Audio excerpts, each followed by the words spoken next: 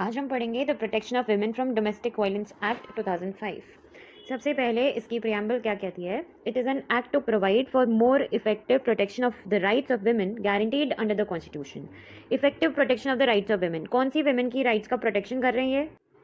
ऐसी वुमेन की राइट्स का प्रोटेक्शन कर रहे हैं जो विक्टिम्स हैं of violence of any kind occurring within the family and for matters connected therewith or incidental thereto. तो ये एक्ट क्यों लाया गया है? ताकि इफेक्टिव प्रोटेक्शन दिया जाए। किस चीज़ को? राइट्स ऑफ वुमेन को, जो गारंटी करी गई है अंडर द कॉन्स्टिट्यूशन। कौन सी वुमेन ये टारगेट कर रहे हैं? ऐसी वुमेन जो विक्टिम्स है ऑफ वायलेंस, जो उनकी फैमिली में ही हो रहा है, उनके घर पे ही हो रहा है, तो उन वुमेन को प्रोटेक्शन देना चाहता है ये एक्ट। इसकी इनैक्टमेंट डेट क्या है? 13 सितंबर 2005। फिर आ जाते हैं चैप्टर 1 पे। Section 1, short title, extent and commencement. This act may be called the Protection of Women from Domestic Violence Act 2005. It extends to the whole of India. It shall come into force on such date as the central government may by notification appoint.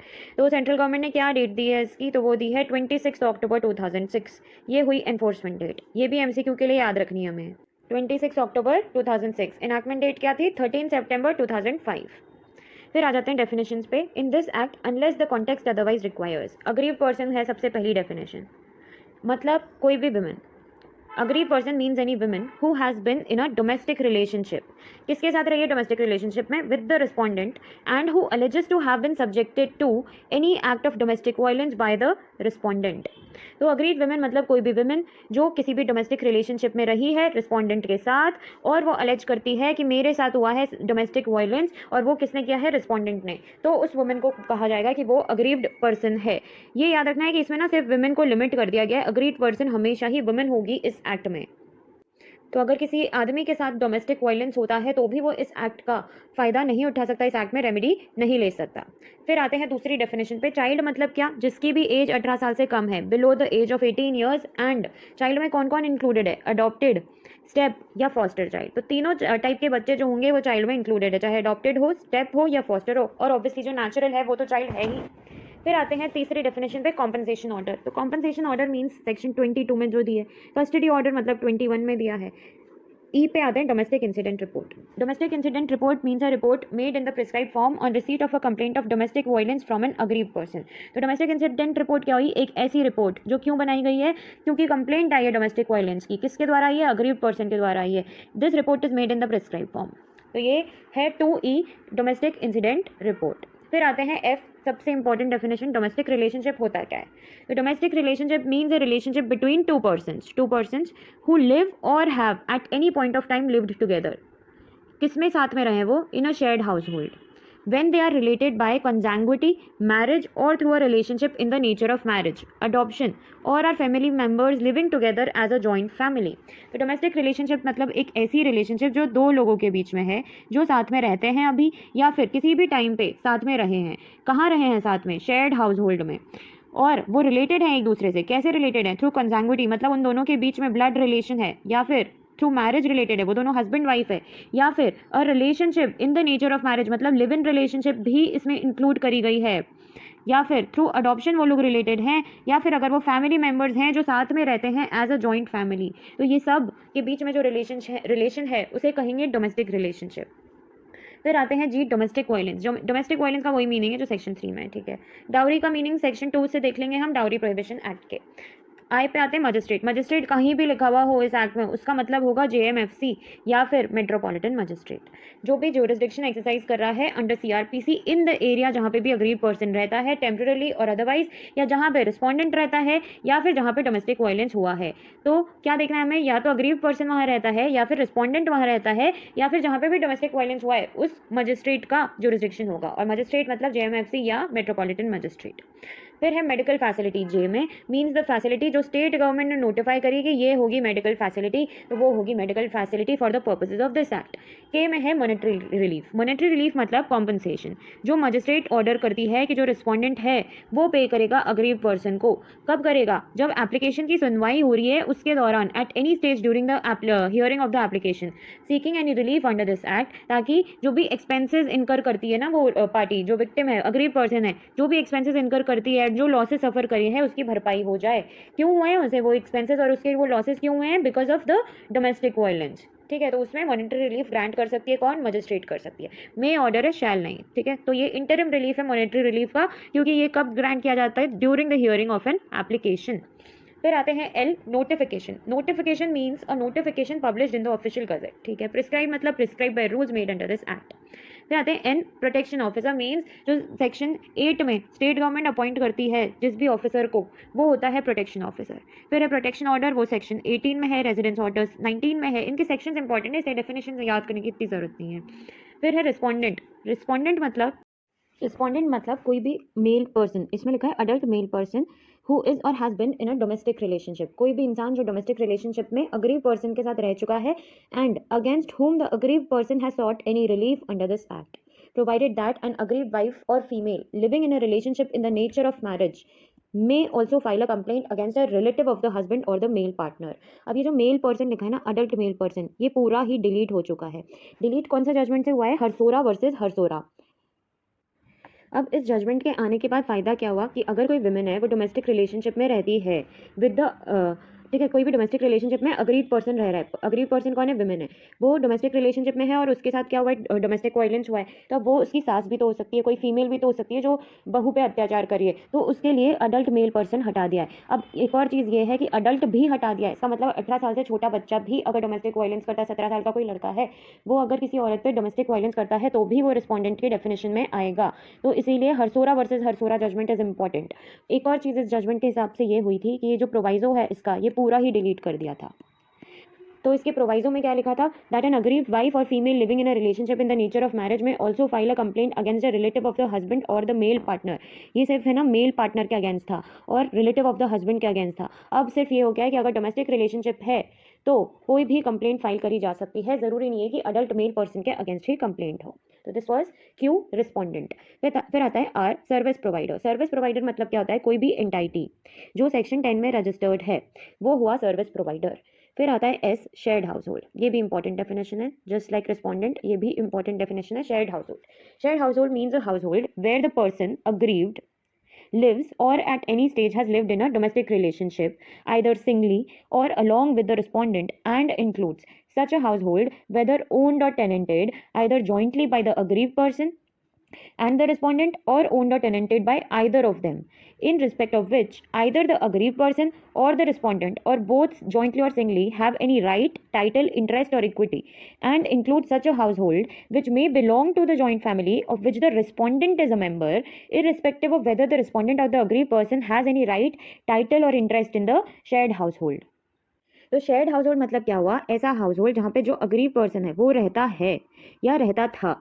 कैसे रहता था? इन a domestic relationship रहता था, चाहे वो respondent के साथ singly रहता था या अलोंग विद रिस्पॉन्डेंट रहता था, एंड उसमें ऐसा हाउस भी इंक्लूडेड है जो अग्रीव पर्सन और रिस्पॉन्डेंट जॉइंटली ओन करते थे या जॉइंटली वो टेनेंट्स थे उसके, या फिर वो ओन्ड था या टेनेंटेड था या तो अग्रीव पर्सन के द्वारा या फिर रिस्पॉन्डेंट के द्वारा। ये है either of them, in respect of which either the aggrieved person और द रिस्पॉन्डेंट और बोथ जॉइंटली और सिंगली, ठीक है, क्योंकि उन्होंने ओन या टेनेंट जैसे रहते थे वो, तो वहाँ पे जॉइंटली और सिंगली उनकी क्या थी? राइट, टाइटल, इंटरेस्ट और इक्विटी।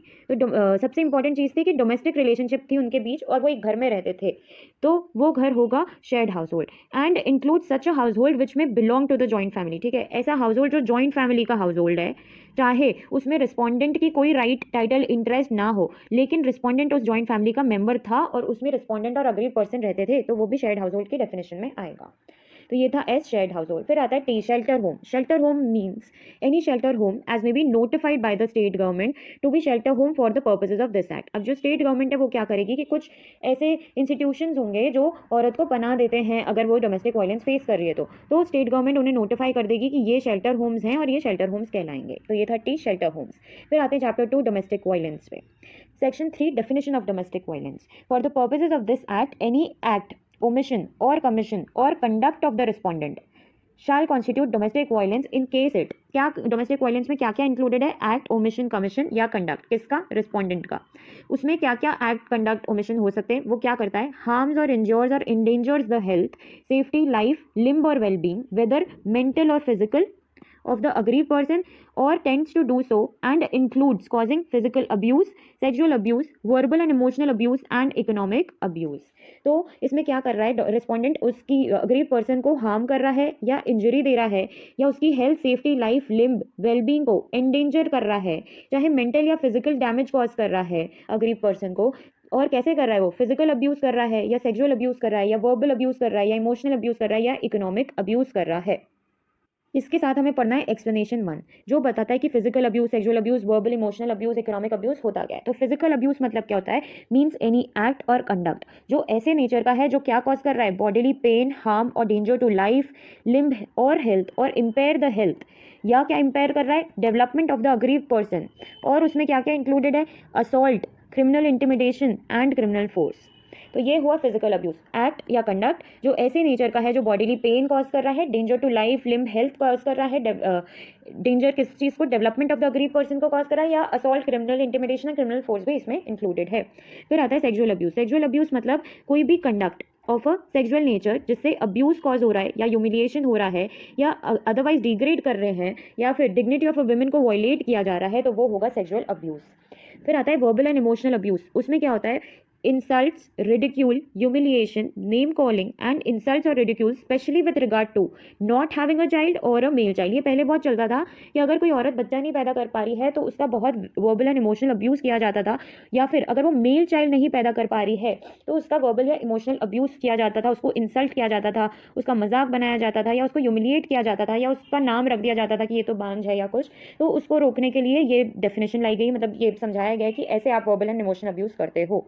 फिर एक और तरीका क्या है? Repeated threats. किस चीज़ के थ्रेट्स दे रहे हो आप? कि हम आपको फिजिकल पेन, अग्रीव वुमेन को फिजिकल पेन कॉज किया जाएगा या किसी ऐसे पर्सन को फिजिकल पेन कॉज किया जाएगा जिसमें अग्रीव पर्सन का इंटरेस्ट हो। जैसे ऐसी धमकी देना कि मैं तुम्हारे पापा को फिजिकल पेन कॉज करूँगा या तुम्हारे भाई को, तो ये भी क्या होगा? Verbal and emotional abuse. फिर आता है इकोनॉमिक अब्यूज़। क्या होता है इकोनॉमिक अब्यूज़ में? सबसे पहले आता है कि जो भी अग्रीव पर्सन को इकोनॉमिक एंड फाइनेंशियल रिसोर्सेज मिल रहे हैं जिसको वो एंटाइटल्ड है, किसमें एंटाइटल्ड है? Under any law or custom, चाहे वो पेबल है under an order of a court या अदरवाइज भी पेबल है, या फिर जो अग्रीव पर्सन रिक्वायर करती है आउट ऑफ नेसेसिटी, उसका डेप्रिवेशन करना। और इसमें क्या क्या इंक्लूडेड है? हाउस होल्ड नेसेसिटीज़ जो होती हैं जैसे कि बर्तन, खाना वगैरह, वो अग्रीव पर्सन को डिप्राइव करना उन चीज़ों से, मतलब उससे छीन लेना वो चीज़ें, उसे ना देना, उसके बच्चों को भी ना देना। और अगर कोई स्त्रीधन है, स्त्रीधन प्रॉपर्टी, वो अगर अग्रीव पर्सन ओन करती है, चाहे अकेले ओन करती है या जॉइंटली ओन करती है रिस्पोंडेंट के साथ, उस चीज़ से उसको डिप्राइव करना, या फिर जहाँ पे भी वो रहती है, शेयर्ड हाउस होल्ड में रहती है, वहाँ पे रेंट ना देना एंड मेंटेनेंस ना देना, ये सब होगा इकोनॉमिक अब्यूज़। फिर दूसरी चीज़ क्या है? Disposal of household effects, any alienation of assets whether movable or immovable shares, valuables, securities, bonds and the like or other property जिसमें भी अग्रीव पर्सन का इंटरेस्ट है, has an interest or is entitled to use, या तो उसका interest है या वो एंटाइटल्ड है टू यूज़। एंटाइटल्ड कैसे है? By virtue of the domestic relationship और विच में reasonably required by the aggrieved person or her children or her stridhan or any other property jointly or separately held by the aggrieved person। कोई भी property aggrieved person की, उसका alienation करना, assets का, household effects मतलब जो घर के सामान है उनका डिस्पोजल करना, चाहे इमूवेबल सामान हो, मूवेबल सामान हो, कोई भी वैल्यूएबल शेयर्स वगैरह, बॉन्ड्स जिसमें भी अग्रीव पर्सन इंटरेस्टेड है या फिर वो इंटाइटल्ड है क्योंकि वो डोमेस्टिक रिलेशनशिप में रहती है तो वो इंटाइटल्ड टू यूज़ है, उन सबको हटाना इकोनॉमिक अब्यूज़ होगा। फिर है prohibition or restriction to continued access to resources. Access to resources जो है या फैसिलिटीज़ है जो aggrieved person entitled to use है या इंजॉय करने के लिए एंटाइटल्ड है, क्यों? क्योंकि डोमेस्टिक रिलेशनशिप है, तो उस चीज़ का अगर प्रोहिबिशन होता है या रिस्ट्रिक्शन किया जाता है तो वो चीज़ भी होगी इकोनॉमिक अब्यूज़।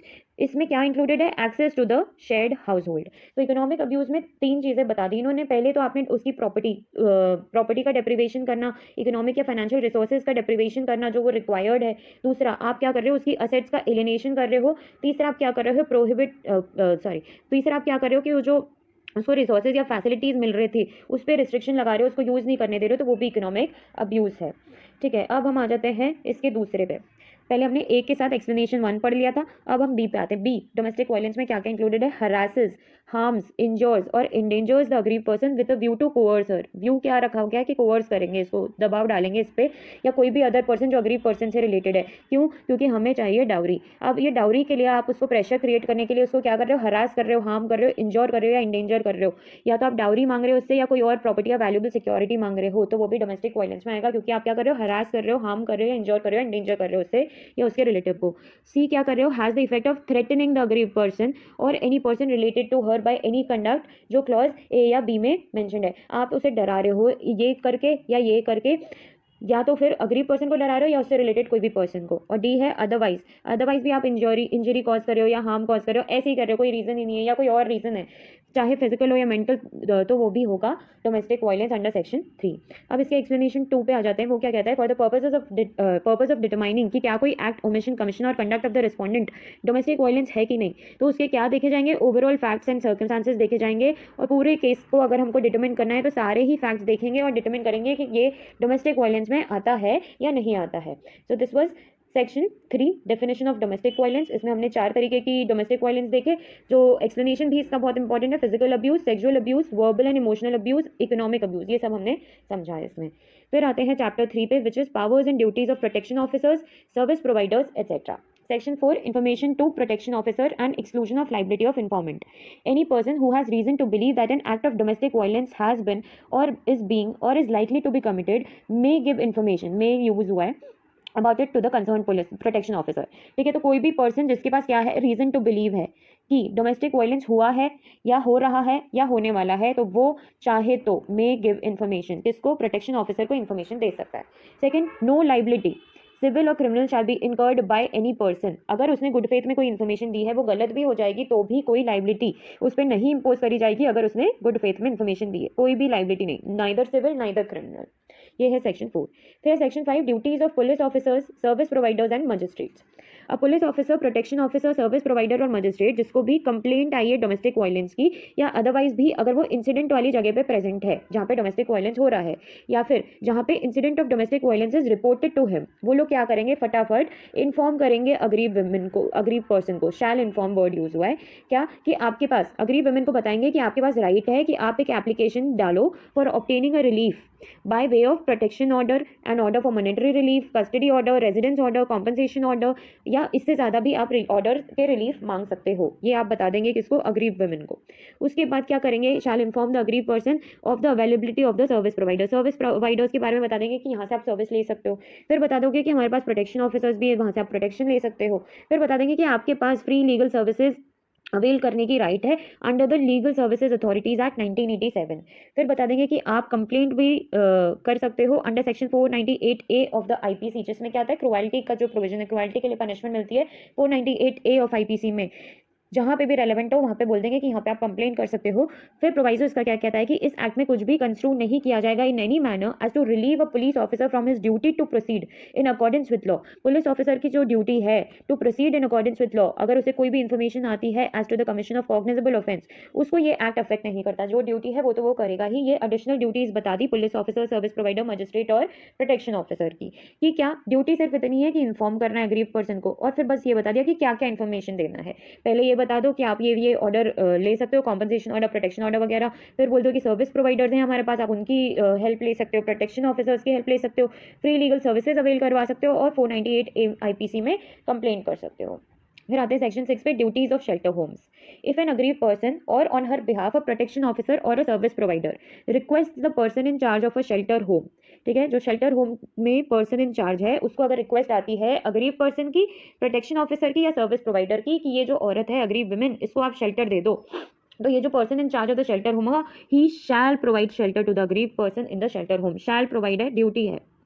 फिर है section 7, duties of medical facilities. अगर कोई भी अग्रीव पर्सन या प्रोटेक्शन ऑफिसर या सर्विस प्रोवाइडर उसके बिहाफ पे रिक्वेस्ट करते हैं person in charge of medical facility को कि इसको मेडिकल फैसिलिटी प्रोवाइड कर दो अग्रीव वुमेन को, तो he shall provide medical aid to the aggrieved person in the medical facility. था सेक्शन 7। फिर आते हैं सेक्शन 8 पे, जो है appointment of protection officers. The appointment of protection officer subsection 1 कहता है the state government shall by notification, state government करेगी, नोटिफिकेशन से अपॉइंट करेगी such number of protection officer जो एक डिस्ट्रिक्ट में रिक्वायर्ड होंगे as it may consider necessary and shall also notify the area or areas within which a protection officer shall exercise the powers and perform the duties conferred on him by under this act. The protection officers shall as far as possible be women. Protection officer कौन होनी चाहिए? Women होनी चाहिए जितना possible है, and उनके वो qualifications and experience होने चाहिए as may be prescribed. The terms and conditions of service of protection officer and the other officers subordinate to him shall be such as may be prescribed. तो section 8 बस इतना याद रखना है कि state government appoint कर रही है प्रोटेक्शन ऑफिसर को और वो होनी चाहिए विमेन जितना पॉसिबल है, एज फार एज पॉसिबल, और टर्म्स एंड कंडीशंस एज में भी प्रिस्क्राइब होंगे. फिर है section 9, duties and functions of protection officers. It shall be the duty of the protection officer. सबसे पहला क्या? सबसे पहली ड्यूटी है to assist the magistrate in the discharge of the functions under this act. दूसरा, एक डोमेस्टिक इंसिडेंट रिपोर्ट बनाना, और वो किसको देते हैं? वो मजिस्ट्रेट को देते हैं. In such form and in such manner as may be prescribed upon a receipt of a complaint of domestic violence and forward copies thereof to the police officer in charge of the police station within the local limits of whose jurisdiction the domestic violence is alleged to have been committed and to the service providers in that area. तो domestic incident report बनाई जाएगी protection officer के द्वारा, magistrate को दी जाएगी वो report, police officer को दी जाएगी और सर्विस प्रोवाइडर्स को दी जाएगी. कहाँ पे? जहाँ पे डोमेस्टिक वायलेंस हुआ है. डोमेस्टिक इंसिडेंट रिपोर्ट बनाई कब जाती है? जब आपको क्या आती है? कंप्लेंट आती है डोमेस्टिक वायलेंस की, तब प्रोटेक्शन ऑफिसर बनाता है डोमेस्टिक इंसिडेंट रिपोर्ट. फिर सी क्या है? To make an application in such form and in such manner as may be prescribe to the magistrate if the aggrieved person so desires claiming relief for issuance of a protection order. ठीक है, अगर protection order चाहता है aggrieved person, तो जो protection officer है वो क्या करेगा? एप्लीकेशन दे देगा एक मजिस्ट्रेट को कि अग्रीव पर्सन को हमारी प्रोटेक्शन चाहिए. तो उसकी एप्लीकेशन मजिस्ट्रेट को लगा दी. किसने? प्रोटेक्शन ऑफिसर ने ही. फिर डी है, प्रोटेक्शन ऑफिसर इंश्योर करेगा कि जो अग्रीव पर्सन है उसे लीगल एड दिया जाए. किसके under? Legal services authorities act 1987 के अंडर लीगल एड दिया जाए. And make available free of cost the prescribe form in which a complaint is to be made. जो कंप्लेंट करने का प्रिस्क्राइब फॉर्म है उसको भी अवेलेबल करवाया जाएगा अग्रीव पर्सन के लिए. उसके बाद वो क्या मेंटेन करेगा? एक लिस्ट मेंटेन करेगा of all the service providers जो क्या दे रहे हैं? लीगल एड काउंसलिंग दे रहे हैं, लीगल एड या काउंसलिंग दे रहे हैं, या शेल्टर होम्स दे रहे हैं, मेडिकल फैसिलिटीज दे रहे हैं. तो उन सब की लिस्ट बनाई जाएगी कि मेरे मजिस्ट्रेट, जो जिन मजिस्ट्रेट को मैं रिपोर्ट करूंगा प्रोटेक्शन ऑफिसर की तरफ से बोल रही हूँ, तो उस ज्यूरिसडिक्शन में जितने भी सर्विस प्रोवाइडर्स हैं उनकी लिस्ट बनाना. सर्विस प्रोवाइडर्स कौन होते हैं वो बता दिया इन्होंने, काउंसलिंग देने वाले, लीगल एड देने वाले, शेल्टर होम्स वाले, मेडिकल फैसिलिटीज वाले. फिर आता है एफ कि वो जो अग्रीव वुमेन है उसके लिए आप क्या करो? उसको सेफ शेल्टर होम प्रोवाइड करवाने के लिए मदद करो if the aggrieved person so requires. और फिर क्या करो? एक रिपोर्ट बनाओ कि मैंने अग्रीव पर्सन को लॉज करवा दिया है शेल्टर होम में, और ये रिपोर्ट किसको दो? पुलिस स्टेशन को, कि यहाँ रहती है ये अग्रीव वुमेन, और मजिस्ट्रेट को भी दे दो ताकि उन्हें पता रहे कि ये जो अग्रीव वुमेन है वो कौन से शेल्टर होम में रहती है, तो अगर कोई भी इमरजेंसी होती है तो ये लोग उसकी मदद कर पाएं. तो पुलिस स्टेशन और मजिस्ट्रेट को रिपोर्ट दे दो कि हमने ये सेफ शेल्टर होम में इस लड़की को, इस वुमेन को ठहरा दिया है, ये अब यहाँ रहती है. जी क्या है? To get the aggrieved person medically examined if she has sustained bodily injuries, ताकि क्या हो? एविडेंस इकट्ठा हो. ठीक है, अब मेडिकल एग्जामिनेशन हो गई, उसके बाद क्या होगा? जो मेडिकल रिपोर्ट होगी वो फॉरवर्ड करेगा प्रोटेक्शन ऑफिसर. किसको करेगा? पुलिस स्टेशन में फॉरवर्ड करेगा उस ज्यूरिसडिक्शन के, एंड मजिस्ट्रेट को करेगा जिसका भी ज्यूरिसडिक्शन है जहाँ पे डोमेस्टिक वायलेंस हुआ है. एच क्या है? To ensure that the order for monetary relief, जो सेक्शन 20 में दिया जाता है मॉनेटरी रिलीफ, वो उसका कंप्लायंस देखना कि इस लड़की को, इस औरत को पैसे मिले कि नहीं, तो ये भी प्रोटेक्शन ऑफिसर देखेगा, सीआरपीसी के अकॉर्डिंग देखा जाएगा. फिर आई है to perform other duties as may be prescribe. ठीक है, फिर सेकंड सबसेक्शन कहता है the protection officer shall be under the control and supervision. Control and supervision किसका होगा? प्रोटेक्शन ऑफिसर पे, मजिस्ट्रेट का होगा. And shall perform the duties imposed on him by the magistrate and the government by और under this act. ठीक है, तो जो भी मजिस्ट्रेट या गवर्नमेंट इस पर ड्यूटी डालती है वो परफॉर्म करी जाएगी प्रोटेक्शन ऑफिसर के द्वारा, चाहे वो ड्यूटीज उसको अंडर दिस एक्ट डाली गई हो या अदरवाइज दी गई हो. फिर आता है section 10 service providers. Subject to such rules as may be made in this behalf, any voluntary association registered under the Societies Registration Act 1860 or a company registered under the Companies Act 1956 or any other law for the time being in force with the objective of protecting the rights and interests of women by any lawful means, including providing of legal aid, medical, financial or other assistance, shall register itself with the state government as a service provider for the purposes of this act. तो इसमें क्या कह दिया इन्होंने कि अगर कोई voluntary association है जो सोसाइटीज रजिस्ट्रेशन एक्ट में रजिस्टर्ड है, या कोई भी कंपनी है जो कंपनीज एक्ट में रजिस्टर्ड है, या कोई भी और लॉ में रजिस्टर्ड है, जिनका ऑब्जेक्टिव है of protecting the rights and interest of women bye lawful means, तो उन्हें क्या करना पड़ेगा? दे शैल रजिस्टर देमसेल्व्स. उनको खुद का रजिस्ट्रेशन करवाना पड़ेगा स्टेट गवर्नमेंट के पास कि हम सर्विस प्रोवाइडर्स हैं. तो ये है सेक्शन 10 का सबसेक्शन 1। सबसेक्शन 2 क्या कहता है कि a service provider registered under subsection 1 shall have the power to, ठीक है। सिंस आपने सर्विस प्रोवाइडर की तरह अपना रजिस्ट्रेशन करवा लिया स्टेट गवर्नमेंट के द्वारा, तो आपके पास क्या पावर रहेगी? तो सबसे पहला कि जो डोमेस्टिक इंसिडेंट रिपोर्ट है in the prescribed form if the agreed person so desires, वो रिकॉर्ड करी जाएगी सर्विस प्रोवाइडर के द्वारा, और उसके बाद उस चीज़ की कॉपी वो लोग दे देंगे मजिस्ट्रेट को एंड प्रोटेक्शन ऑफिसर को। कौन से मजिस्ट्रेट एंड प्रोटेक्शन ऑफिसर को? हमेशा उसे दिया जाएगा जिसका ज्यूरिसडिक्शन है उस एरिया में जहाँ पे डोमेस्टिक वायलेंस हुआ है। सेकंड चीज, सर्विस प्रोवाइडर क्या करेगा, मतलब पावर्स क्या होंगी उसकी? Gate the aggrieved person medically examined, and उसके बाद उस चीज की मेडिकल रिपोर्ट की कॉपी भेज दी जाएगी किसको? प्रोटेक्शन ऑफिसर को, पुलिस स्टेशन को, जहां पे भी डोमेस्टिक वायलेंस हुआ है। उसके बाद ये इंश्योर करना कि अग्रीव पर्सन को शेल्टर मिल गया है, शेल्टर होम में अगर उसे ज़रूरत है तो, और उस चीज़ की रिपोर्ट देना पुलिस स्टेशन को जिसके जुरिसडिक्शन में वो रह रही है, मतलब जिसके जुरिसडिक्शन में डोमेस्टिक वायलेंस हुआ है, उस पुलिस स्टेशन को ये रिपोर्ट देना कि अब ये औरत उस शेल्टर होम में रहती है। तो ये तीनों पावर्स सर्विस प्रोवाइडर रखता है। ये हमने सेम पावर्स प्रोटेक्शन ऑफिसर की भी देखी थी। डोमेस्टिक इंसिडेंट रिपोर्ट भी उसकी थी, मेडिकल एग्जामिनेशन करवाना भी उसकी पावर थी, और यही शेल्टर प्रोवाइड करना औरत को, ये भी उसकी पावर थी, और ये सर्विस प्रोवाइडर्स की भी पावर है सेक्शन 10 में। सबसेक्शन 3 क्या कहता है? नो सूट, प्रोसिक्यूशन और other legal proceedings shall lie against any service provider or any member of the service provider who is or is deemed to be acting or purporting to act under this act for anything which is done in good faith or intended to be done in the exercise of powers or discharge of functions under this act towards the prevention of the commission of domestic violence. ठीक है, तो उनके act इन्होंने protect कर दिया subsection 3 से कि अगर कोई भी एक्ट सर्विस प्रोवाइडर्स करते हैं जिसमें उनका ऑब्जेक्टिव क्या होता है कि हमें कमीशन ऑफ डोमेस्टिक वायलेंस को प्रिवेंट करना है, और वो काम उन्होंने कैसे किया है? गुड फेथ में किया है, तो कोई भी सूट, प्रोसिक्यूशन या अदर लीगल प्रोसीडिंग उनके अगेंस्ट नहीं लाई जाएगी। ठीक है, फिर आता है सेक्शन 11 ड्यूटीज ऑफ गवर्नमेंट। तो सेंट्रल गवर्नमेंट की भी ड्यूटी बताइए इसमें, और स्टेट गवर्नमेंट की भी ड्यूटी बताइए कि इन्हें मेजर्स लेने पड़ेंगे क्या इंश्योर करने के लिए कि इस एक्ट के जो प्रोविजंस हैं उन्हें पब्लिसिटी मिले। कैसे मिले? पब्लिक मीडिया के थ्रू, मतलब कि टेलीविजन, रेडियो, प्रिंट मीडिया के थ्रू एट रेगुलर इंटरवल्स इन्हें इस चीज़ को पब्लिसाइज करना है कि ऐसा एक्ट एग्जिस्ट करता है और इसकी आप फायदा उठा सकते हैं, मतलब रेमेडी ले सकते हैं इस एक्ट के अंदर। ये बताएगी central government and state government. फिर जो central and state government officers हैं जिसमें पुलिस ऑफिसर्स भी इंक्लूडेड हैं एंड जुडिशियल सर्विसेज के जो मेंबर्स हैं वो भी इंक्लूडेड हैं, उन्हें periodic sensitisation and awareness training दी जाएगी जो भी इस एक्ट से रिलेटेड इश्यूज हैं उस पर। फिर 3 क्या है? Effective coordination between the services provided by concerned ministries and departments dealing with law, home affairs including law and order, health and human resources, ताकि ये जो डोमेस्टिक वायलेंस के इश्यूज हैं उन्हें एड्रेस किया जाए और पीरियोडिकल रिव्यू इनका दिया जाए। तो उसके लिए क्या जरूरी है? Effective coordination. किसके बीच में? मिनिस्ट्रीज एंड डिपार्टमेंट के बीच में जो डील करते हैं with law, home affairs, law and order, health and human resources etcetera. D, protocols for the various ministries concerned with the delivery of services to women under this act including the codes are prepared and put in place. तो इसमें अगर इस act में क्या है कि services provide करी जा रही है वुमेन को, तो उससे रिलेटेड प्रोटोकॉल्स बनाना, कि मिनिस्ट्रीज के प्रोटोकॉल्स बताना कि इससे ये स्टैंडर्ड है, इससे बिलो कुछ नहीं होगा, वो होते हैं प्रोटोकॉल्स। और यही ड्यूटी है सेंट्रल या स्टेट गवर्नमेंट की, सेंट्रल एंड स्टेट गवर्नमेंट की, कि इससे रिलेटेड मेजर्स लिए जाएं। फिर आता है chapter 4 procedure for obtaining orders of relief. Section 12 है application to magistrate.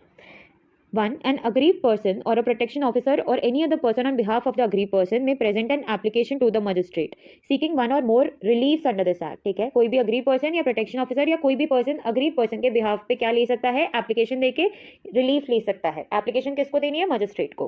Provided that कि जो मजिस्ट्रेट है वो ऑर्डर पास करने से पहले क्या कंसिडर करेगा? डोमेस्टिक इंसिडेंट रिपोर्ट जो भी उसे मिली गई थी प्रोटेक्शन ऑफिसर के द्वारा या सर्विस प्रोवाइडर के द्वारा। Second चीज, the relief sought under subsection 1 may include a relief or issuance of an order for payment of compensation or damages without prejudice to the right of such person to institute a suit for compensation or damages for the injuries caused by the acts of domestic violence committed by the respondent। तो subsection 2 इसका ये कहता है कि जो relief sort करा गया है सबसेक्शन 1 में, उसमें ये रिलीफ भी इंक्लूडेड होगा कि अगर कोई पार्टी कॉम्पनसेशन या डैमेजेस चाहती है तो वो भी इंक्लूडेड होगा without prejudice to the right of such person to institute a suit. मतलब वो पर्सन चाहे तो कॉम्पनसेशन के लिए या डैमेजेस के लिए सूट जो वो लगाता है कि मुझे इंजरी हुई है तो वो सूट लगा रहा है कि मुझे पैसा मिला उसका, तो वो वाली राइट भी वैसी की वैसी रहेगी और ये जो एप्लीकेशन लगा रहा है वो भी लगा सकता है, provided that where a decree for amount as compensation or damage has been passed by any court in favor of the aggrieved person, the amount, if any, paid or payable in pursuance of the order made by the magistrate under this act shall be set off against the amount payable under such decree, and the decree shall, notwithstanding anything contained in the code of civil procedure or any other law for the time being in force, be executable for the balance amount, if any, left after such set off. इसका मतलब क्या कि अगर कोई decree आती है किसी भी अमाउंट की एज कॉम्पनसेशन और डैमेजेस कोर्ट के द्वारा किसी भी अग्रीड पर्सन के फेवर में, तो कोई भी अमाउंट जो पे करी गई है या पेबल है इन पर्सन्स ऑफ द ऑर्डर जो इस एक्ट में आया है, इस एक्ट में जो भी ऑर्डर है उसमें जो भी अमाउंट दी गई है वो पे कर दी है, उसके बाद कोई डिक्री आई है तो वो जो अमाउंट है ना वो सेट ऑफ करी जाएगी। डिक्री में लिख दिया जाएगा कि इतनी अमाउंट तो पहले ही दे दी थी, अब वो जो अमाउंट बचेगी आफ्टर सच सेट ऑफ उसको डिक्री एग्जीक्यूटेबल करवा सकते हैं। मतलब डिक्री का जब एग्जीक्यूशन होगा तो बस जो अमाउंट बचेगी सेट ऑफ के बाद उसका एग्जीक्यूशन होगा। फिर सबसेक्शन 3 क्या कहता है? Every application under subsection 1 shall be in such form and contain such particulars as may be prescribed, और जो भी पॉसिबल है वैसे। Fourth, the magistrate shall fix the date, काय की date, first date of hearing fix कर देगा date कर देगा magistrate, which shall not ordinarily be beyond 3 days from the date of receipt of application by the court. तो जब से application court तक पहुंच गई है उसके 3 दिन के अंदर अंदर मजिस्ट्रेट फर्स्ट हियरिंग की डेट फिक्स कर देगा। Fifth, the magistrate shall endeavour to dispose of every application within 60 days। 60 days का ये MCQ के लिए इंपॉर्टेंट है, ये याद रखना है कि 60 days के अंदर मजिस्ट्रेट ट्राई करेगा कि इसको मैं डिस्पोज ऑफ कर दूँ, ये जो एप्लीकेशन सेक्शन 12 में बता रहे हैं कि आई है। फिर आता है section 13, service of notice. 1. A notice of the date of hearing fixed under section 12 shall be given by the magistrate to the protection officer. Notice किसको दे रहे हैं?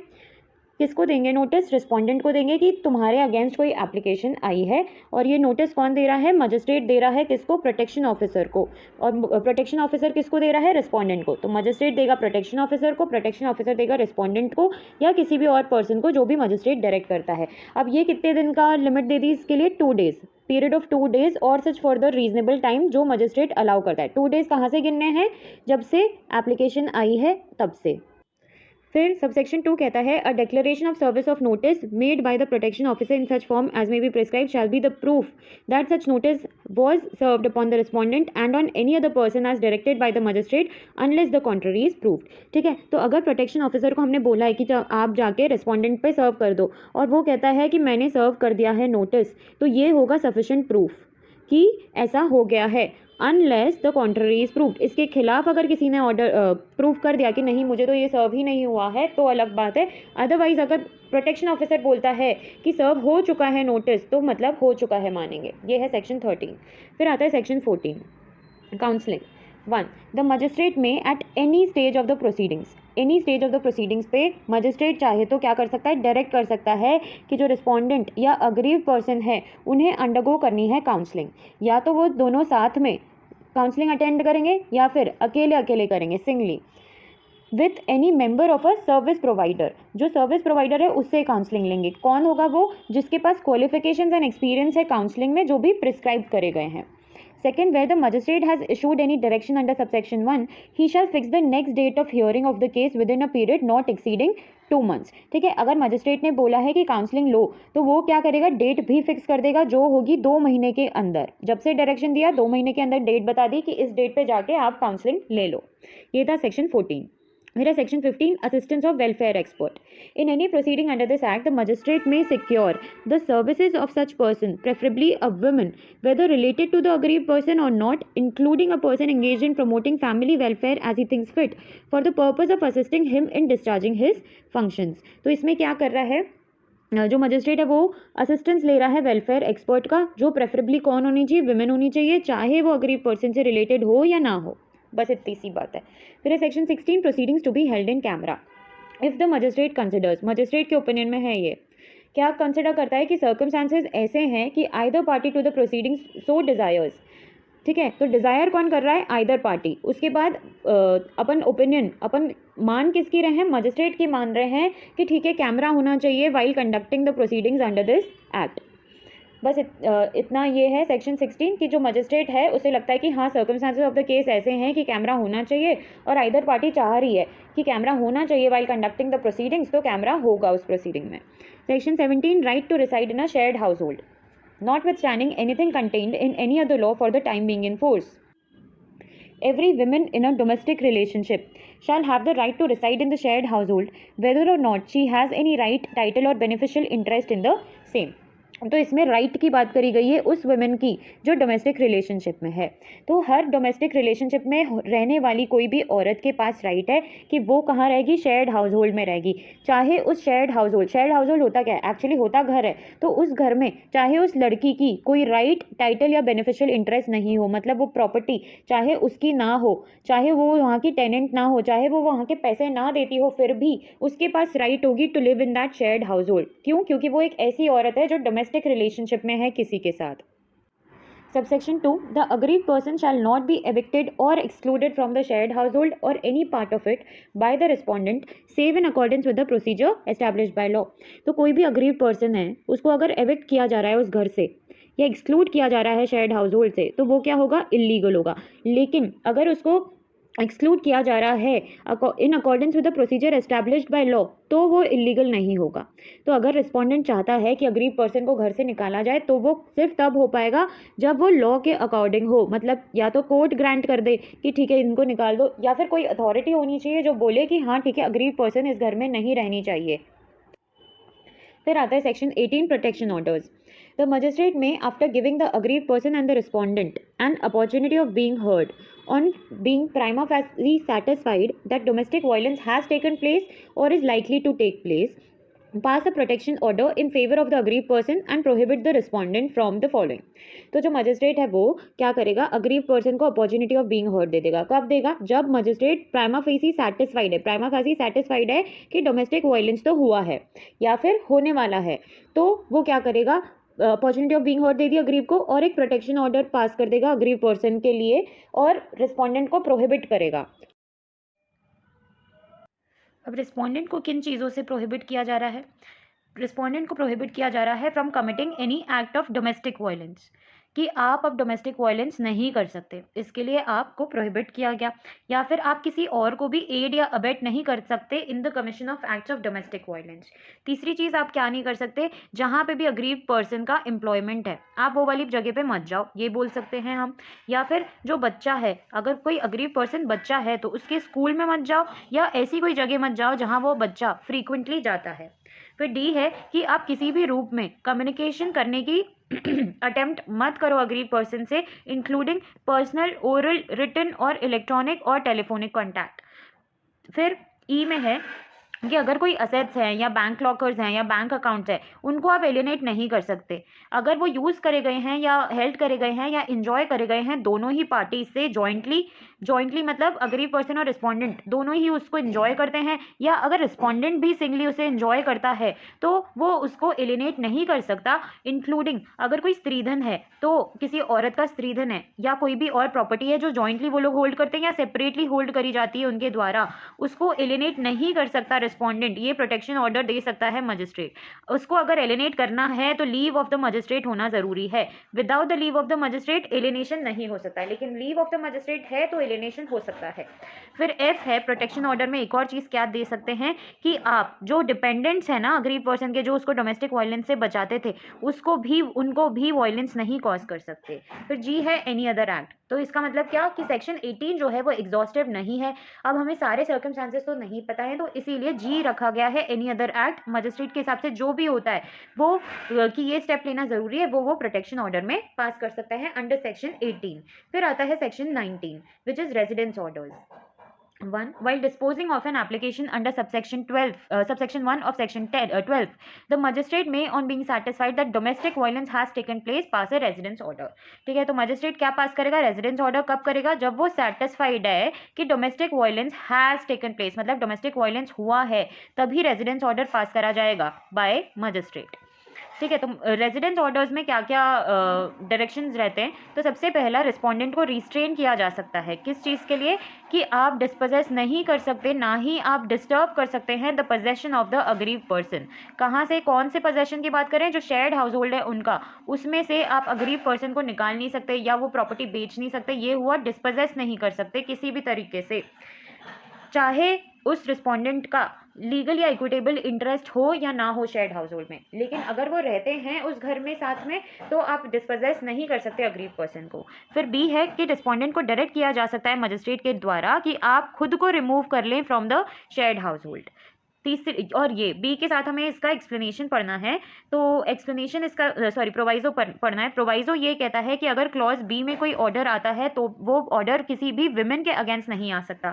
फॉर एग्जाम्पल, कोई ऐसा केस है जहाँ केस किसी मदर इन लॉ के against है या सिस्टर इन लॉ के अगेंस्ट है जो डोमेस्टिक वायलेंस करती थी अपनी सिस्टर इन लॉ पे या डॉटर इन लॉ पे, तो अग्रीव विमेन कौन है? डॉटर इन लॉ या सिस्टर इन लॉ। तो वो केस तो लगा सकती है अपनी सास के अगेंस्ट और अपनी भाभी के अगेंस्ट, लेकिन वो उसके अगेंस्ट, मतलब सास के अगेंस्ट रेजिडेंस ऑर्डर नहीं ले सकती मजिस्ट्रेट से। मतलब रेजिडेंस ऑर्डर भी कौन सा नहीं ले सकती? सिर्फ क्लॉज बी वाला, जो ये कहता है कि इसको रिस्पोंडेंट अपने आप को रिमूव कर ले from the shared house hold. इसीलिए ये बी वाला इंपॉर्टेंट है और इसका प्रोवाइजो उससे भी ज्यादा इंपॉर्टेंट है एमसीक्यू के लिए। फिर सी है रिस्ट्रेनिंग द रिस्पोंडेंट और any of his relatives from entering any portion of the shared household. Shared house hold का कोई भी पोर्शन जिसमें अग्रीव पर्सन रहता है, मजिस्ट्रेट कह सकता है कि रिस्पोंडेंट आप वो वाले पोर्शन में एंटर नहीं करेंगे, ना ही आपके रिलेटिव्स करेंगे। डी है रिस्ट्रेनिंग द रिस्पोंडेंट फ्रॉम एलिनेटिंग और disposing of the shared house hold.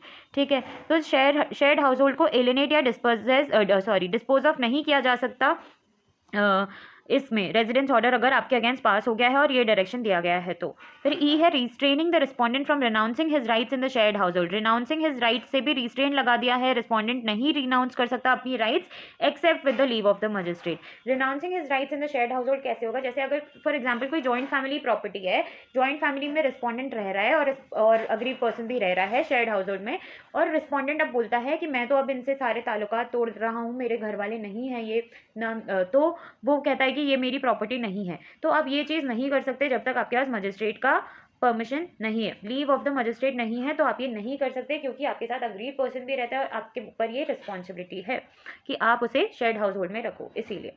फिर एफ है directing the respondent to secure same level of alternate accommodation for the aggrieved person as enjoyed by her in the shared household or to pay rent for the same if the circumstances so require। अब same level of alternate accommodation क्यों secure करने के लिए बोल रहे हैं aggrieved person को? For example ऐसा होता है कि ये लोग किसी घर पे कब्जा करके बैठे थे और अब वो जो असली मकान मालिक है वो अब इन लोग को घर से निकाल देता है, तो अब हम ये तो नहीं कह सकते कि इस वुमेन की शेयर्ड हाउस होल्ड में राइट हो तो इसको उस घर में रहने दो। तो उस केस में मजिस्ट्रेट बोल सकता है कि सेम लेवल ऑफ अकोमोडेशन आप सिक्योर कर दो इस अग्रीव वुमेन को। फिर अगर ऐसा केस होता है कि वो घर तो छोड़ना ही पड़ता है, या फिर ऐसा केस होता है कि जो रिस्पोंडेंट है वो सिटी में नहीं रह सकता for some reason because of his work और एनीथिंग, तो वहाँ वो हम बोल देंगे कि जो अग्रीव पर्सन है उसको आप रेंट पे कर दो जितना उस घर का रेंट है जिसमें वो रहती है। बस इतना है ये सेक्शन 19। सबसेक्शन 2 इसका आ जाते हैं हम। सबसेक्शन 2 कहता है the magistrate may impose any additional conditions or pass any other direction which he may deem reasonably necessary to protect or to provide for safety of the aggrieved person or any child of such aggrieved person. तो residence order में additional conditions लगाई जा सकती है जो safety of the aggrieved person पर directed हो। Third, the magistrate may require from the respondent to execute a bond with or without sureties for preventing the commission of domestic violence। ठीक है, bond sign करवाया जा सकता है किससे? इससे, रिस्पोंडेंट से। तो ये याद रखना कि रेजिडेंस ऑर्डर में हम बॉन्ड सिक्योर कर रहे हैं, और किसी में अभी तक तो नहीं पढ़ा हमने कि कोई बॉन्ड होगा, लेकिन बॉन्ड साइन हम करवा रहे हैं रेजिडेंस में, और रेजिडेंस ऑर्डर है सेक्शन 19 का भी सबसेक्शन 3 जिसमें बॉन्ड साइन करवाया जा रहा है रिस्पोंडेंट के द्वारा, मजिस्ट्रेट करवा रहा है। Fourth, an order under subsection 3 shall be deemed to be an order under chapter 8 of CRPC and shall be dealt with accordingly। ठीक है, फिर subsection 5, while passing an order under subsection 1, 2, 3, the court may also pass an order directing the officer in charge of the nearest police station to give protection to the aggrieved person or to assist her or to the person making an application on her behalf in the implementation of the order। तो order के implementation के लिए जो magistrate है वो क्या बोल सकता है? Nearest officer in charge of the police station को कि आप अग्रीव पर्सन को या तो प्रोटेक्शन दोगे या उसको असिस्ट करोगे, या आप इम्प्लीमेंटेशन ऑफ द ऑर्डर हुआ कि नहीं ये देखोगे। Sixth क्या है? While making an order under subsection 1, the magistrate may impose on the respondent obligations relating to the discharge of rent and other payments having regard to the financial needs and resources of the parties। तो जब भी ऐसा order pass किया जाता है जिसमें ये कहा जाता है कि आप या रेंट दोगे और दूसरे पेमेंट्स दोगे, रिस्पोंडेंट को ये कहा जाता है, तो हम क्या देखेंगे आपकी पार्टी की फाइनेंशियल नीड कितनी है, और फिर ये देखेंगे कि पार्टी के पास रिसोर्सेज कितने हैं उस फाइनेंशियल नीड को फुलफिल करने के, उसके बाद कोई ऑर्डर दिया जाएगा। Seventh, the magistrate may direct the officer in charge of the police station in whose jurisdiction the magistrate has been approached to assist in the implementation of the protection order. तो may direct लिखा हुआ है, may direct, magistrate direct कर सकता है OIC of the police station को, कौन से वाले को, जिसके jurisdiction में magistrate से हम बात, जिसके jurisdiction में वो magistrate है. तो जहाँ पे भी implementation of protection order की बात होती है ना, उसमें assistance चाहिए हो तो officer in charge की मदद ली जा सकती है, officer in charge of police station. 8. The magistrate may direct the respondent to return to the possession of the aggrieved person her स्त्रीधन और any other property or valuable security to which she is entitled to.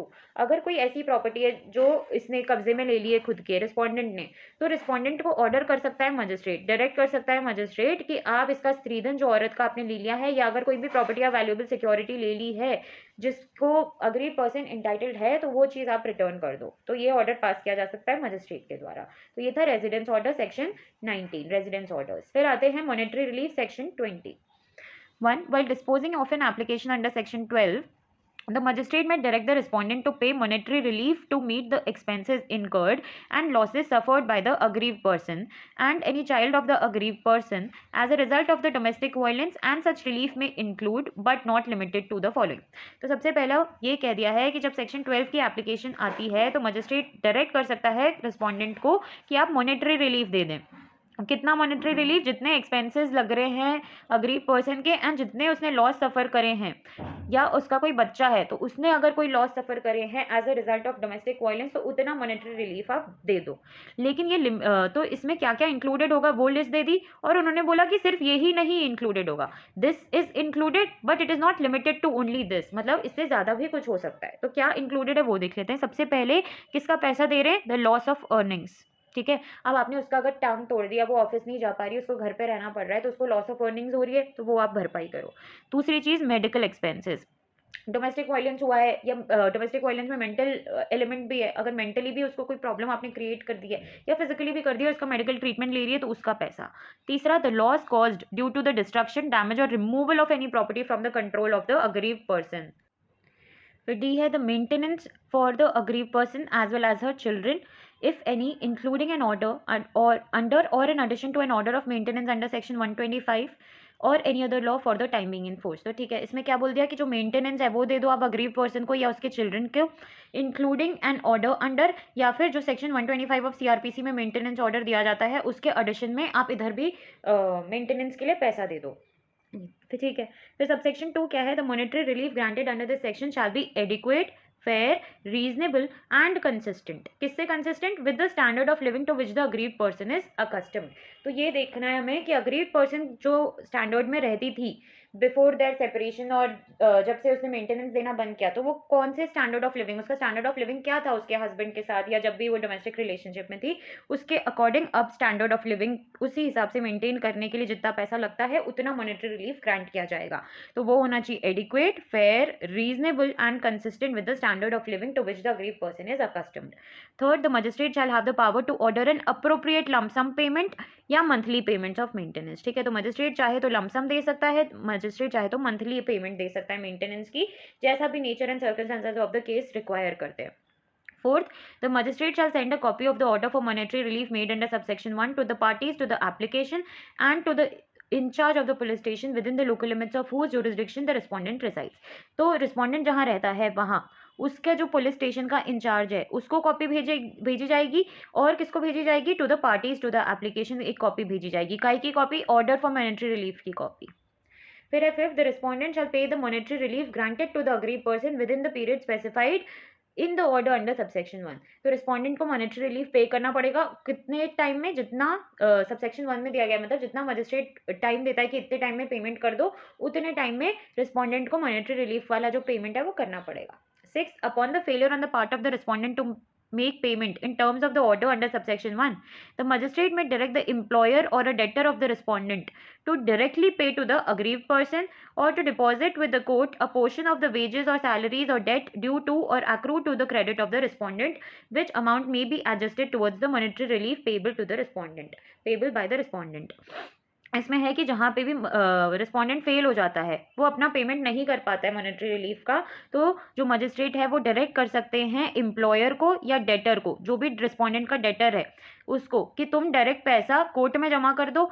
Debtor को बोलेंगे कि तुम direct जो respondent को ओ करते हैं वो कोर्ट में जमा कर दो, या फिर उसके रिस्पोंडेंट को एम्प्लॉयर को बोलेंगे कि इसकी सैलरी से इतना पैसा काट के हमें दे दो, क्योंकि हम देंगे अग्रीव पर्सन को वो अमाउंट, और रिस्पोंडेंट तो दे नहीं पा रहा है तो हम दे देंगे। बस ये है सेक्शन 20 मॉनेटरी रिलीफ। फिर आता है section 21 custody orders. Notwithstanding anything contained in any other law for the time being in force, the magistrate may, at any stage of hearing of the application for protection order or for any other relief under this act, grant temporary custody of any child or children to the aggrieved person or the person making an application on her behalf, and specify, if necessary, the arrangements for visit of such child or children by the respondent, provided that if the magistrate is of the opinion that any visit of the respondent may be harmful to the interest of the child or children, the magistrate shall refuse to allow such visit. तो custody orders बहुत ही simple है, बस ये जो है ये होता है इंटरिम ऑर्डर। इसमें क्या होता है कि जब एप्लीकेशन पेंडिंग है तब तक कस्टडी मजिस्ट्रेट चाहे तो अग्रीव पर्सन को दे देगा, या ऐसे पर्सन को जिसने एप्लीकेशन करी अग्रीव पर्सन के बिहाफ पे। और ये क्या करेगा मजिस्ट्रेट, अरेंजमेंट्स कर देगा कि जो रिस्पोंडेंट है वो बच्चे को विजिट कर पाए। दूसरी चीज़, if the magistrate is of the opinion कि जो रिस्पोंडेंट है अगर ये इस बच्चे से मिलेगा तो बच्चे की मेंटल हेल्थ के लिए हार्मफुल होगा या अदरवाइज हार्मफुल होगा, इस केस में magistrate shall refuse to allow such visit. ये थे कस्टडी ऑर्डर सेक्शन 21। फिर है section 22 compensation orders. In addition to other reliefs as may be granted under this act, the magistrate may, on an application being made by the aggrieved person, pass an order directing the respondent to pay compensation and damages for the injuries, including mental torture and emotional distress caused by the acts of domestic violence committed by that respondent. तो section 22 क्या कहता है कि दूसरे relief के addition में ये relief भी ग्रांट किया जाएगा। इस रिलीफ में क्या कह रहे हैं मजिस्ट्रेट साहब, ये कह रहे हैं कि जो रिस्पोंडेंट है आप कॉम्पनसेशन पे करो। रिस्पोंडेंट को बोल रहे हैं आप कॉम्पनसेशन पे करो अग्रीव पर्सन को। क्यों? क्योंकि जो इंजरीज हुई है उससे जो डैमेज हुआ है उसके लिए, इंक्लूडिंग इस इंजरी में क्या इंक्लूडेड है, जो आपने mental torture and emotional distress cause किया अग्रीव पर्सन को, उसके लिए कैसे कॉज हुआ वो, because of your acts of domestic violence उसको ये कॉज हुआ है, तो आप उसकी भरपाई करो। तो ये हैं कॉम्पनसेशन ऑर्डर्स। और सेक्शन 20 में, सेक्शन 20 जो अभी हमने पढ़ा था उसमें क्या था, मॉनेटरी रिलीफ थे। मॉनेटरी रिलीफ जो थे उसमें वो वाइडर था इससे, क्योंकि उसमें एक्सपेंसेस जो लगे थे ना वो भी इंक्लूडेड थे, जो लॉसेज हुए थे वो इंक्लूडेड थे। लेकिन ये जो है सेक्शन 22 ये कॉम्पनसेशन की बात है, ये एडिशनल रिलीफ है। ये इसके 20 कि इसमें अगर रेमेडी ले ली तो भी प्लस 22 वाला जो रिलीफ है वो भी अग्रीव वुमेन को मिल सकता है। फिर है section 23 power to grant interim and ex parte orders. 1. In any proceeding before him under this act, the magistrate may pass such interim order as he deems just and proper. 2. If the magistrate is satisfied that an application prima facie discloses that the respondent is committing or has committed an act of domestic violence, or that there is a likelihood that the respondent may commit an act of domestic violence, he may grant an ex parte order on the basis of the affidavit in such form as may be prescribed of the aggrieved person under section 18, 19, 20, 21 और 22। तो इसमें क्या कर रहा है कि magistrate, सबसे पहले तो ये कह दिया कि जो मजिस्ट्रेट है वो इंटरिम ऑर्डर पास कर सकता है जैसा उन्हें जस्ट एंड प्रॉपर लगता है। दूसरी चीज़ ये कही कि अगर मजिस्ट्रेट सेटिस्फाइड है एप्लीकेशन आने पे कि प्राइमा फेसी केस तो डिस्क्लोज करता है कि जो रिस्पोंडेंट है वो कमिट कर रहा है या फिर उसने कमिटेड एन एक्ट, मतलब कर चुका है एक्ट ऑफ डोमेस्टिक वायलेंस, या फिर देयर इज अ लाइकलीहुड कि डोमेस्टिक वायलेंस होने वाला है। तो सबसे पहले ये प्रेजेंट, ये पास्ट और ये future, likelihood that the respondent may commit an act of domestic violence, इन तीनों ही केसेस में मजिस्ट्रेट पावर रखता है कि वो क्या कर सकते हैं, एक्स पार्टे ऑर्डर ग्रांट कर सकते हैं। और ये कब, जब एफिडेविट आता है अग्रीव पर्सन के द्वारा कि ऐसा ऐसा डोमेस्टिक वायलेंस तो मेरे साथ हुआ है। तो एक्स पार्टे ऑर्डर अब वो जो पास करते हैं और जो इंटरिम ऑर्डर पास करते हैं ऊपर, तो वो कौन से सेक्शंस का, वो सारे ही ये 18, 19, 20, 21, 22 इन सब में जो रिलीफ है उन सब के ही एक्स पार्टे ऑर्डर्स किए जा सकते हैं मजिस्ट्रेट के द्वारा। सिर्फ क्या होना चाहिए, प्राइमा फेसी डिस्क्लोज हो जाना चाहिए that the respondent is committing या फिर हैज कमिटेड या फिर there is a likelihood that he will commit an act of domestic violence. फिर है section 24 court to give copies of order free of cost.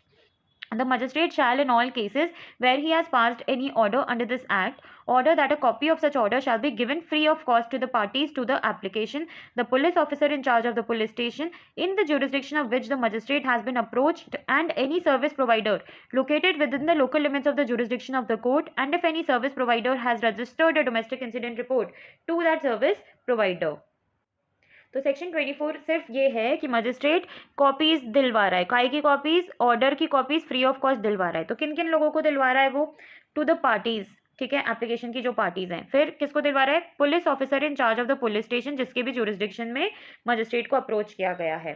फिर आता है कोई भी सर्विस प्रोवाइडर जो उनके लोकल लिमिट्स में रहता है, एंड अगर कोई सर्विस प्रोवाइडर रजिस्टर्ड है, सॉरी उन्होंने क्या किया, डोमेस्टिक इंसिडेंट रिपोर्ट अगर रजिस्टर करवाई है किसी सर्विस प्रोवाइडर ने, तो उस सर्विस प्रोवाइडर को भी ये कॉपी दी जाएगी फ्री ऑफ कॉस्ट। काय की कॉपी है ये? ऑर्डर की कॉपी है, कोई सा भी ऑर्डर हो सकता है जो इस एक्ट में आया है। ये है सेक्शन 24। फिर है section 25, duration and alteration of orders. 1.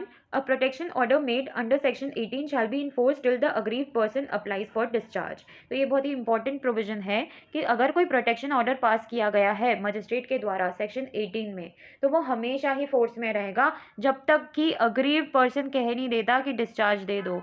तो प्रोटेक्शन ऑर्डर में अगर हमने ऐसी प्रोटेक्शन प्रोवाइड करी अग्रीव पर्सन को, जैसे हम रिस्पोंडेंट को रोकते हैं ना कि आप डोमेस्टिक वायलेंस नहीं कर सकते, एड या अबेट नहीं कर सकते, एलिनेट नहीं कर सकते प्रॉपर्टी, ये जो ऑर्डर्स दिए गए हैं ये हमेशा ही एक्टिव रहेंगे फॉर लाइफ लॉन्ग जब तक कि अग्रीड पर्सन डिस्चार्ज के लिए अप्लाई नहीं कर देता। सो द ड्यूरेशन अगर कोई पूछे तो वो कितना होगा? अनलिमिटेड हो जाएगा, सिर्फ तब तक के लिए जब तक aggrieved person does not apply for discharge.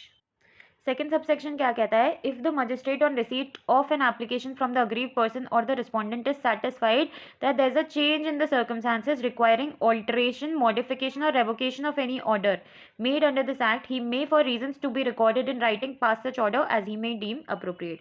ठीक है, अगर मजिस्ट्रेट को एप्लीकेशन आती है किसकी, चाहे रिस्पोंडेंट की आए या अग्रीव पर्सन, दोनों में से किसी की भी एप्लीकेशन पे मजिस्ट्रेट को लगता है कि सर्कमस्टांसेस चेंज हो गए हैं, तो मजिस्ट्रेट क्या कर सकता है? ये जो ऑर्डर उन्होंने पास किया था उसमें ऑल्टरेशन ला सकता है या मॉडिफिकेशन या रेवोकेशन ला सकता है। ठीक है, section 26, relief in other suits and legal proceedings. 1. Any relief available under section 18, 19, 20, 21 and 22 may also be sought in any legal proceeding before a civil court, family court, criminal court affecting the aggrieved person and the respondent, whether such proceeding was initiated before or after the commencement of this act. ठीक है, तो अगर कोई case pending है किसी family court में, उसमें भी ये जो एक्ट के रिलीफ आते हैं उनका बेनिफिट लिया जा सकता है उन लीगल प्रोसीडिंग्स में भी, चाहे वो जो केस चल रहा है वो इस एक्ट के कमेंस होने से पहले ही क्यों ना चल रहा हो। ठीक है, तो सिविल कोर्ट हो गया, फैमिली कोर्ट हो गया, क्रिमिनल कोर्ट हो गया, कोई भी लीगल प्रोसीडिंग जिसमें पेंडिंग है उसमें भी ये वाले रिलीफ सॉर्ट किए जा सकते हैं। कोई नया केस भी अगर इन कोर्ट्स में आता है तो भी ये वाले रिलीफ सॉर्ट किए जा सकते हैं, सेक्शन 18 से 22 वाले रिलीफ। फिर सबसेक्शन 2 क्या कहता है? Any relief refer to in subsection 1 may be sought for in addition to. ये जो रिलीफ सॉर्ट किए जाते हैं ये सॉर्ट किए जा सकते हैं in addition to and along with any other relief जो ऑलरेडी उस सूट या लीगल प्रोसीडिंग में अग्रीव पर्सन मांग चुका है। ठीक है, क्योंकि सिविल और क्रिमिनल कोर्ट में केस चल रहा है उसमें और रिलीफ भी मांगे होंगे उसने, और वो चाहे तो एडिशनली ये वाले रिलीफ भी मांग सकता है जो इस एक्ट में अवेलेबल हैं। Third, in case any relief has been obtained by the aggrieved person in any proceedings other than a proceeding under this act, she shall be bound to inform the magistrate of the grant of such relief. ठीक है, अब ये बता दिया है कि कोई relief obtain कर लिया है अग्रीव पर्सन ने किसी और प्रोसीडिंग्स में, किसी और प्रोसीडिंग्स में मतलब जो इस एक्ट के अंडर नहीं हुई है, उन प्रोसीडिंग्स में अगर कोई रिलीफ ऑब्टेन कर लिया है तो ये जो अग्रीड वुमेन है शी शैल बी बाउंड, ये बाउंड हो गई है, अब इसको इन्फॉर्म करना ही पड़ेगा मजिस्ट्रेट को कि मुझे ऐसा रिलीफ मिल गया है। ये है सेक्शन 26 और ये पहली ऑब्लिगेशन है अग्रीड पर्सन के ऊपर, सेक्शन 26 के थर्ड में दी गई है जो कि she shall be bound to inform the magistrate जो भी उसे रिलीफ किसी और लॉ के अंडर मिल चुका है। फिर आता है section 27, jurisdiction. The court of judicial magistrate of the first class or metropolitan magistrate as the case may be within the local limits of which the person aggrieved permanently or temporarily resides or carries on business or is employed। ठीक है, तो jurisdiction बता दिया है कि कौन से court का jurisdiction होगा। तो सबसे पहले तो हम ये देखते हैं कि मजिस्ट्रेट कौन से हैं, वो है JMFC और metropolitan magistrate as the case में भी। तो जिसके भी लोकल लिमिट्स में जो अग्रीव पर्सन है वो रहती है या अपना बिजनेस कैरी आउट करती है या फिर एम्प्लॉयड है, उनका ज्यूरिसडिक्शन होगा, या फिर जहाँ पे भी रिस्पोंडेंट रहता है या बिजनेस कैरी आउट करता है या एम्प्लॉयड है वहाँ ज्यूरिसडिक्शन होगा। तीसरी जगह कहाँ होगा, जहाँ कॉज ऑफ एक्शन अराइज हुआ है। कॉज ऑफ एक्शन कहाँ अराइज होता है, जहाँ डोमेस्टिक वायलेंस हुआ है। तो ये सारे ही कोर्ट कॉम्पिटेंट होंगे to grant a protection order and other orders under this act and to try offences under this act. Second, any order made under this act shall be enforceable throughout India. Enforceable throughout India का मतलब क्या हुआ कि अगर कोई order आया है कि ये वाली प्रॉपर्टी से इस औरत, ये वाली प्रॉपर्टी में चार्ज क्रिएटेड है, वो प्रॉपर्टी इंडिया में कहीं है लेकिन उस ज्यूरिसडिक्शन में नहीं है जहां ये जेएमएफसी और एमएम का ज्यूरिसडिक्शन है, तो इसलिए उस केस के लिए कहा है कि इसमें ऑर्डर भले आया हो फिर भी वो इन्फोर्सेबल थ्रू आउट इंडिया होता है, भले इस जेएमएफसी या एमएम का वहां ज्यूरिसडिक्शन ना हो। फिर है section 28 procedure. Save as otherwise provided in this act, all proceedings under section 12, 18, 19, 20, 21, 22 and 23 and offences under section 31 shall be governed by the provisions of CRPC। ठीक है, तो ये बता दिया है कि जो प्रोसीडिंग्स, मैक्सिमम प्रोसीडिंग्स मतलब सेक्शन 12 की 18 से लेके 22, 23 की प्रोसीडिंग्स, ठीक है, तो 12 और 18 से लेके 23 एंड सेक्शन 31 की जो प्रोसीडिंग है वो गवर्न होगी CRPC से। Second, nothing in subsection 1 shall prevent the court from laying down its own procedure for disposal of an application under section 12 और under section 23 का 2। तो section 12 की जो proceeding है, section 23 की 2 की जो proceedings है, उनमें कोर्ट चाहे तो क्या कर सकती है, खुद का प्रोसीजर खुद बना सकती है कि प्रोसीडिंग्स कैसे डिस्पोज ऑफ करी जाएंगी। ये है section 28। फिर है section 29 appeal. There shall lie an appeal to the court of session. ये इंपॉर्टेंट है एमसीक्यू के लिए। और ये जो अपील है ये कितने दिन में होनी चाहिए, within 30 days from the date on which the order made by the magistrate is served on the aggrieved person और the respondent as the case may be whichever is later. Whichever is later भी याद रखना है कि जो भी order magistrate पास करती है वो जब सर्व करा जाता है वहां से 30 दिन चालू होंगे जिसमें अपील करी जाएगी। और अगर अग्रीव पर्सन अपील करे या रिस्पोंडेंट अपील करे, दोनों में से जिसको लेट सर्व हुआ है ऑर्डर वहां से ही 30 दिन गिने जाएंगे। ऐसा नहीं कि अग्रीव पर्सन को अपील करनी है उस ऑर्डर से तो वो 30 दिन वहां से गिने जब से उसको ऑर्डर मिला है, ऐसा नहीं होगा। दोनों में से जो लेट होगा वहीं से 30 दिन दोनों के लिए गिने जाएंगे। फिर हम आते हैं इस एक्ट के लास्ट चैप्टर पे, चैप्टर 5 सेक्शन 30, मतलब ये चैप्टर 5 मिसलेनियस है तो इसमें सेक्शन 30 से हमें पढ़ना है सेक्शन 37 तक। सेक्शन 30 क्या है, protection officers and members of service providers to be public servants. तो जो प्रोटेक्शन ऑफिसर्स होंगे एंड जो सर्विस प्रोवाइडर्स होंगे वो सारे ही क्या होंगे, पब्लिक सर्वेंट्स होंगे। पब्लिक सर्वेंट्स कौन होते हैं, जो सेक्शन 21 ऑफ आईपीसी में डिफाइंड है वो होते हैं। फिर है section 31 penalty for breach of protection order by respondent. A breach of protection order और of an interim protection order bye the respondent shall be an offence. ठीक है, अगर कोई प्रोटेक्शन ऑर्डर है या कोई भी ऑर्डर है उसका क्या हुआ है, ब्रीच हुआ है, तो क्या होता है, वो ऑफेंस होता है एंड वो पनिशेबल होगा। और पनिशमेंट कितनी होगी, 1 ईयर तक की पनिशमेंट, इम्प्रिजनमेंट और with fine which may extend to 20,000 और विद बोथ। तो अप टू आइए, up to 1 year, up to 20,000 या दोनों। सेकेंड चीज क्या है, the offence under this subsection shall as far as practicable be tried by the magistrate who had passed the order the breach of which has been alleged to have been caused by the accused। ठीक है, तो जिस magistrate ने वो order दिया था जितना हो सके वो ही इसको ऑफेंस मान के इसको पनिशमेंट दे, तो ये प्रेफर किया जाएगा सेक्शन 31 के सबसेक्शन 2 के अकॉर्डिंग। थर्ड चीज क्या है, while framing charges under subsection 1 the magistrate may also frame charges under section 498A of IPC which talks about cruelty. इसलिए इसमें ये कह दिया है कि जब चार्जेस सबसेक्शन 1 में लगाए जाते हैं कि ये वाले ऑर्डर का ब्रीच हुआ है, तब साथ साथ में 498A ऑफ आईपीसी में भी चार्जेस लगा सकते हैं। कौन लगाएगा, मजिस्ट्रेट ऑफ कोर्स। और कौन से प्रोविजंस में चार्जेस लगा सकते हैं, डाउरी प्रोहिबिशन एक्ट 1961 में, क्योंकि मोस्टली क्या होता है ना कि डाउरी के लिए ही डोमेस्टिक वायलेंस होता है, तो दोनों एक्ट में चार्ज बनता है। तो मजिस्ट्रेट को कह दिया है कि आईपीसी में लगाओ, डाउरी में लगाओ या इस एक्ट में लगाओ चार्जेस, या सब साथ में लगा दो। फिर है section 32 cognizance and proof. Notwithstanding anything contained in CRPC, the offence under section 31 subsection 1 shall be cognizable। क्या होगा, कॉग्निजेबल एंड नॉन बेलेबल। कौन सा ऑफेंस, यही वाला ऑफेंस सेक्शन 31 का, breach for breach of protection order by respondent या कोई भी ऑर्डर का ब्रीच, क्या होगा, कॉग्निजेबल प्लस नॉन बेलेबल, मतलब extreme of both the cases.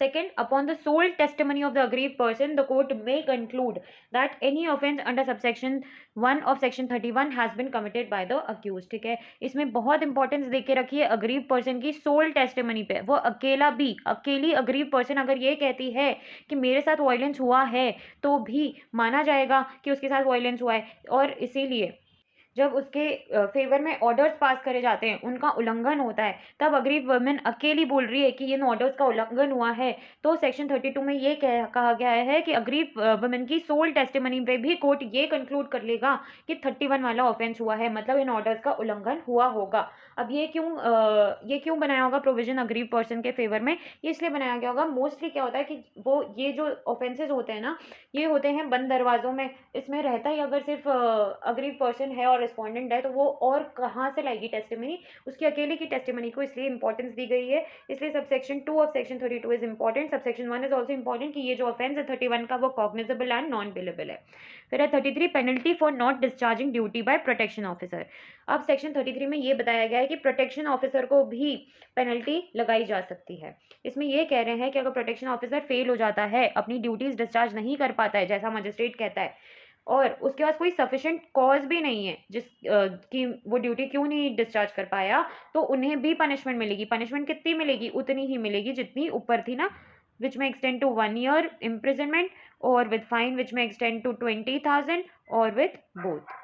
फिर सेक्शन 34 में बताया है, cognizance of offence committed by protection officer, no prosecution और other legal proceeding shall lie against the protection officer unless a complaint is filed with the previous sanction of the state government or an officer authorized by it in this behalf। अब since ये offence आप किसको ठहरा रहे हो, offender किसको बना रहे हैं अपन? प्रोटेक्शन ऑफिसर को। तो इनके अगेंस्ट कंप्लेन अगर आती है ना, तो वो कब आनी चाहिए? जब प्रीवियस सैंक्शन हो स्टेट गवर्नमेंट का या ऐसे ऑफिसर का जो स्टेट गवर्नमेंट ने बोला है कि ये ऑथराइज्ड है, आप इनसे परमिशन ले सकते हो इस चीज के लिए। अगर ये चीज नहीं है तो कोई प्रोसिक्यूशन या लीगल प्रोसीडिंग्स लायक करेगी ही नहीं प्रोटेक्शन ऑफिसर के अगेंस्ट फॉर ये वाला सेक्शन 33 की पेनल्टी के लिए।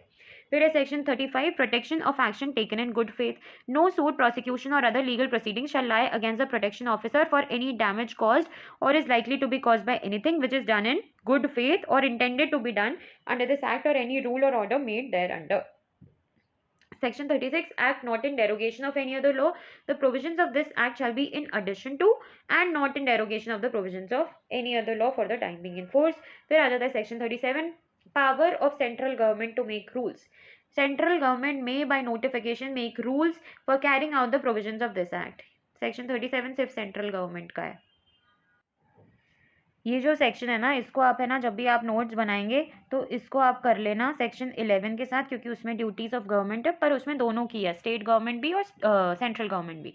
तो सेंट्रल गवर्नमेंट क्या कर सकते हैं? रूल्स बना सकते हैं सेक्शन 37 में। किन चीज़ों पे बना सकते हैं वो बता देंगे सब सेक्शन 2 में।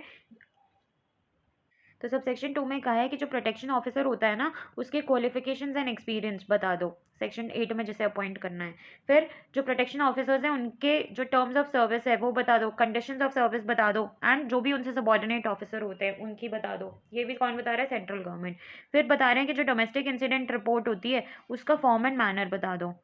फिर form and manner in which an application for protection order may be made to the magistrate. ठीक है, तो अब फॉर्म एंड मैनर किसका चाह रहे हैं हम? एप्लीकेशन का, जो प्रोटेक्शन ऑर्डर के लिए एप्लीकेशन लगाई जाती है। फिर ऐसा form in which a complaint is to be filed under clause D of subsection 1 of section 9।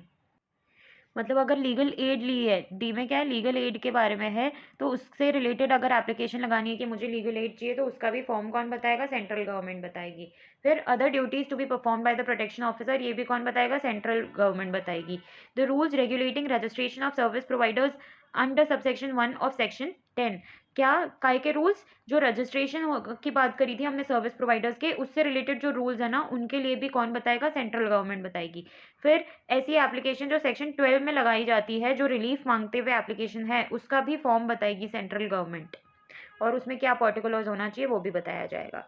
फिर जो सेक्शन 13 में नोटिस सर्व करे जाते हैं, तो किस मीन्स से करे जाएंगे? इलेक्ट्रॉनिकली करे जाएंगे या फिजिकली करे जाएंगे, वो भी सेंट्रल गवर्नमेंट बताएगी। जे the form of declaration of service, वो कैसे होगा? वो भी सेंट्रल गवर्नमेंट बताएगी कि प्रोटेक्शन ऑफिसर कैसे बोल सकता है कि उसने सर्व कर दिया है। फिर K the qualifications and experience in counselling which a member of the service provider shall possess. ठीक है, कि काउंसलिंग हम जिससे करवा रहे हैं उसके पास क्या क्वालिफिकेशंस एंड एक्सपीरियंस है, वो बताएगी सेंट्रल गवर्नमेंट कि ये होना चाहिए। फिर वो जो एफिडेविट की हमने बात करी थी कि अग्रीव पर्सन को एफिडेविट फाइल करना है 23 में, मतलब मॉनेटरी कॉम्पनसेशन के लिए जो एफिडेविट है उसका क्या फॉर्म होगा, एंड एनी अदर मैटर। फिर है थर्ड सबसेक्शन सेक्शन 37 का, वो क्या कहता है कि अगर कोई भी रूल बनाया गया है इस एक्ट में सेंट्रल गवर्नमेंट के द्वारा, तो वो दोनों ही हाउसेज ऑफ पार्लियामेंट के सामने रखा जाएगा जब वो सेशन में होते हैं। कितने दिन के लिए रखा जाएगा? 30 डेज के लिए। वो चाहे एक सेशन में कंबाइन हो, एक सेशन में हो या ना हो, दो में हो या उससे भी ज़्यादा सेशन में हो, पर 30 डेज के लिए रखा जाएगा। 30 डेज गिने जाएंगे और 30 डेज के पहले जो भी पार्लियामेंट बोलती है कि ऐसा ऐसा कर दो या ऐसा ऐसा मॉडिफिकेशन कर दो या इस रूल को हटा दो, तो वो जो कहेगी वही होगा। वो कहेगी कि कोई इफेक्ट ना रखे तो कोई इफेक्ट नहीं रखेगा वो रूल। वो कहेगी मॉडिफाई कर दो तो मॉडिफाई कर दिया जाएगा। सो दिस वाज सेक्शन 37 और ये हमारा एक्ट हो चुका है।